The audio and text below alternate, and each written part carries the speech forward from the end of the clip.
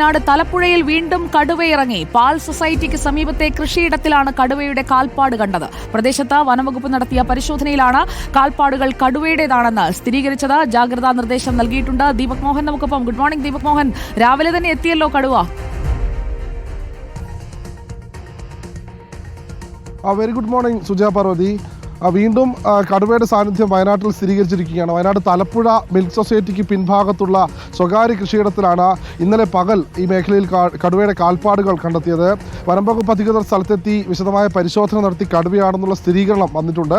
കഴിഞ്ഞ ഒരാഴ്ചയ്ക്ക് മുൻപും സമീപത്തെ കമ്പിപ്പാലം, കാട്ടപ്പള്ളി തുടങ്ങിയ മേഖലയിലൊക്കെ കടുവയുടെ സാന്നിധ്യമുണ്ട് എന്ന് വനംവകുപ്പ് കണ്ടെത്തിയിരുന്നു. ആ മേഖലയിലൊക്കെ കൂട് സ്ഥാപിച്ചിരുന്നു. പക്ഷേ ആ പ്രദേശത്തിന് സമീപത്ത് നിന്ന് തലപ്പുഴ ടൗണിനടുത്തുള്ള മിൽക്ക് സൊസൈറ്റിക്ക് പിൻഭാഗത്തുള്ള സ്വകാര്യ കൃഷിയിടത്തിലാണ് വീണ്ടും കടുവയുടെ കാൽപ്പാടുകൾ കണ്ടെത്തിയിട്ടുള്ളത്. ഇപ്പോൾ നിലവിൽ ഈ തലപ്പുഴ ഉൾപ്പെടുന്ന തവിഞ്ഞാൽ ഗ്രാമപഞ്ചായത്തിൽ ജാഗ്രതാ നിർദ്ദേശം നൽകിയിട്ടുണ്ട്. രാത്രിയിൽ പുറത്തിറങ്ങുന്ന ആളുകൾ ശ്രദ്ധിക്കണമെന്നും ഒപ്പം അതുപോലെ തന്നെ രാവിലെയൊക്കെ വിദ്യാലയങ്ങളിലേക്കും മദ്രസകളിലേക്കൊക്കെ പോകുന്ന കുട്ടികൾ കൂട്ടമായി ഒരുമിച്ച് യാത്ര ചെയ്യണമെന്നും നിർദ്ദേശം നൽകിയിട്ടുണ്ട്. അതോടൊപ്പം ഈ മേഖലയിലുള്ള പശുവിനെയൊക്കെ വളർത്തുന്ന വീട്ടുകാർ ലൈറ്റിട്ട് രാത്രി ഓൺ ചെയ്ത് വെക്കണം. ഇത്തരത്തിൽ കടുവയുടെ സാന്നിധ്യം ഉള്ളതുകൊണ്ട് തന്നെ വളർത്തുമൃഗങ്ങളെ പിടികൂടാൻ സാധ്യതയുണ്ട് എന്നുള്ള രീതിയിൽ ഇപ്പോൾ ജാഗ്രതാ നിർദ്ദേശം വന്നിട്ടുണ്ട്. നിലവിൽ ഈ കടുവ വന്നിരിക്കുന്നത് തൊട്ടടുത്ത വനമേഖലയിൽ നിന്നാണെന്നാണ് വനംവകുപ്പിന്റെ നിഗമനം.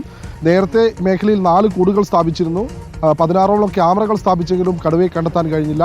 വീണ്ടും ഒരാഴ്ചക്കിടയിൽ കടുവ സാന്നിധ്യം തലപ്പുഴയിൽ സ്ഥിരീകരിച്ചിരിക്കുകയാണ് സുജയ. ഓക്കെ, ദീപക് മോഹനാണ് വിവരങ്ങൾ നൽകിയത്. കടുവയുടെ കാൽപ്പാടുകൾ ഇതാണ് അവിടെ കണ്ടെത്തിയിരിക്കുന്നത്. അപ്പോൾ കടുവയുടെ സാന്നിധ്യം അവിടെ സ്ഥിരീകരിക്കുകയാണ്. തലപ്പുഴയിൽ കടുവ ഇറങ്ങുന്നു. അതിന്റെ കൂടുതൽ വിവരങ്ങൾ ശേഖരിക്കൂ. വീണ്ടും എത്താം ദീപക്കിലേക്ക്.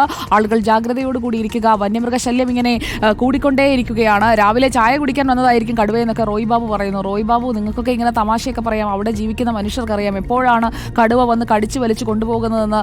അങ്ങനെ ആ ഒരു ആശങ്കയിലും ഭീതിയിലും കഴിയുന്ന ഒരുപാട് മനുഷ്യരുണ്ട്. അവർക്കൊപ്പമാണ് നമ്മൾ.